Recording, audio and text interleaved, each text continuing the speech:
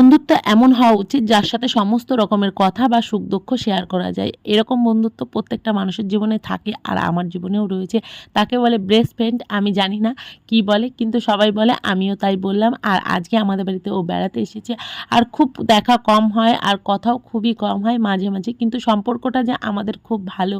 তো 1 মাস আগে ওর বিয়ে হয়েছে, বিয়েতেও গেছিলাম, আর আমাদের এখানেই বিয়ে হয়েছে, সেই জন্য আমাদের এখন মাঝে মাঝেই দেখা হবে, কথা হবে। আর আমাদের সম্পর্কটাও খুব ভালো, বন্ধুত্বটা।